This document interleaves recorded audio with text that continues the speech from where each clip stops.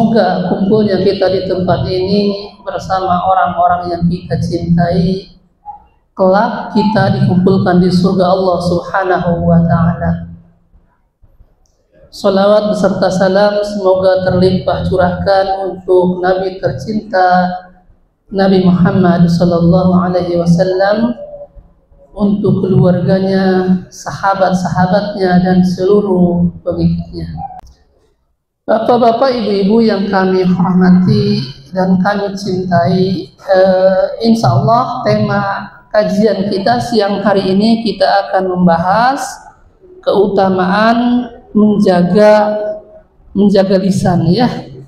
Jadi lisan ini bisa membawa pemiliknya ke dalam surga, tetapi sebaliknya lisan kita ini juga bisa membawa pemiliknya ke dalam neraka. Nah, oleh sebab itu kita harus bisa menjaga lisan ini, jangan sampai mengatakan perkataan-perkataan yang tidak ada manfaatnya atau bahkan bisa menimbulkan dosa, ya. Karena setiap apa yang kita ucapkan, apa yang kita katakan, itu dicatat oleh malaikat. Sebagaimana yang Allah sebutkan di dalam surah Qaf ayat 18, Allah Subhanahu wa ta'ala berfirman, "Ma yalfizu min qawlin illa ladaihi raqibun atid." Tidak ada satupun kata yang diucapkan melainkan di sisinya ada malaikat yang mencatat.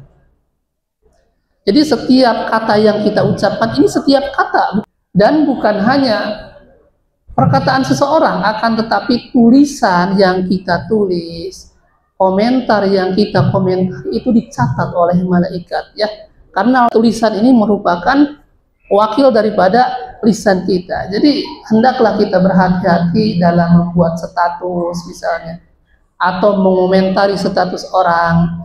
Karena apa yang kita katakan, apa yang kita tulis, apa yang kita komentari, ini akan dicatat oleh malaikat, ya. Nabi SAW pernah memberikan nasihat kepada sahabat Mu'ad bin Jabal radhiyallahu anhu. Kata Nabi SAW, "Wahai Mu'ad, maukah aku terangkan sebagai kunci semuanya, yaitu kunci surga atau kunci neraka?" Maka Mu'ad bin Jabal radhiyallahu anhu menjawab, "Tentu wahai Nabi Allah." Maka Nabi SAW bersabda kepada Mu'ad bin Jabal sambil memegang lisannya, "Kufa 'alaika hadza." Tahanlah lisanmu ini, ya. Jadi salah satu kunci surga atau neraka, kata Nabi SAW, adalah lisan ini. Makanya Rasul menyebutkan kepada sahabat Mu'ad bin Jabal, "Kufa 'alaika hadza." Tahanlah lisanmu ini. Nah, kemudian sahabat Mu'ad bin Jabal juga, beliau bertanya lagi kepada Rasulullah SAW. Kata beliau, "Apakah Allah akan mengazab kita disebabkan dengan lisan ini nih?" Maka Nabi SAW menjawab, "Wa hal yaqubun nasa fin nari ala wujuhihim aw ala manajirihim illa hasadu alsinatihim." Tidaklah manusia digiring ke dalam neraka di atas muka dan hidung mereka, melainkan disebabkan dengan lisan yang mereka katakan, ya. Nah, jadi salah satu penyebab manusia bisa dimasukkan ke dalam surga atau dimasukkan ke dalam neraka, salah satunya karena tidak bisa menjaga lisannya, ya. Nah, kemudian ikhwan, tadi disebutkan ketika seseorang tidak bisa menjaga lisannya, mungkin dia sering mengatakan perkataan yang tidak bermanfaat atau mengatakan perkara-perkara yang bisa menimbulkan dosa, itu akan membawa pemilik lisan tersebut ke dalam neraka. Nah, sekarang sebaliknya, ketika seseorang dia bisa menjaga lisannya, bisa menjaga perkataannya, maka Allah akan memberikan 3 keutamaan atau 3 balasan atau 3 pahala kepada orang tersebut. Pertama, orang yang bisa menjaga lisannya, maka Allah akan mengampuni dosa orang tersebut dan Allah akan memperbaiki amalnya. Dalilnya di dalam surah Al-Ahzab ayat 70. sampai 71 Allah Subhanahu wa taala berfirman, ya ayyuhalladzina amanu taqullaha wa qulu qawlan sadida yuslih lakum a'malakum wa yaghfir lakum dzunubakum wa may yuti'illaha wa rasulahu faqad faza fawzan 'azima.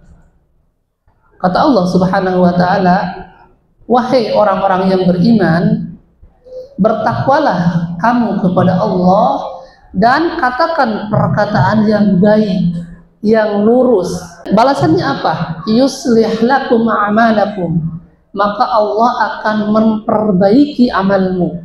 Kata para ulama di dalam tafsirnya, yang dimaksud dengan yuslih lakum a'malakum, yang dimaksud Allah akan memperbaiki amalnya, maka Allah akan menjaga amalan orang tersebut dari perkara-perkara yang bisa menghancurkan pahalanya, dan Allah akan melipat gandakan pahala orang tersebut. Kemudian kata Allah Subhanahu wa taala, wa yaghfir lakum dzunubakum, dan Allah akan mengampuni dosa-dosa kalian. Jadi subhanallah, yang pertama orang yang bisa menjaga lisannya, maka Allah akan memperbaiki amalnya, kemudian Allah akan mengampuni dosa-dosanya ya. Nah, kemudian yang kedua, balasan bagi orang yang bisa menjaga lisannya, maka orang tersebut akan dicatat sebagai orang yang beriman kepada Allah. Dalilnya hadis Nabi Shallallahu Alaihi Wasallam yang diriwayatkan oleh Imam Al-Bukhari dan Imam Muslim. Nabi Shallallahu Alaihi Wasallam bersabda, man kana yu'minu billahi wal yawmil akhir falyakul khairan aw liyasmut. Barang siapa yang beriman kepada Allah dan hari akhir, maka hendaklah dia mengatakan perkataan yang baik, aw liyasmut, atau lebih baik diam.